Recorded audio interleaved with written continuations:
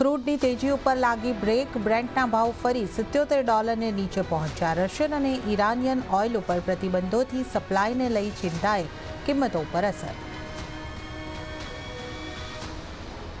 પણ ઉપલા સ્તરેથી સોનામાં આવી વેચવાલી નફા વસૂલીને કારણે રેકોર્ડ સ્તરેથી કિંમતો ઘટી. કોમેક્સ ઉપર 2900ના સ્તરની નીચે નોંધાયો કારોબાર.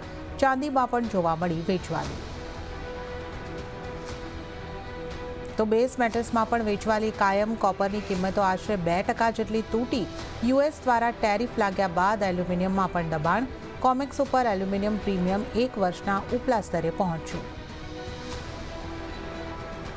સોયાબીન ઉપર ફોકસ. બ્રાઝિલમાં ભારે વરસાદથી પાકની કાપણીની પ્રગતિ ધીમી પડી. જોકે આર્જેન્ટિનામાં વરસાદ પડતા ક્રોપની સ્થિતિમાં સુધારો.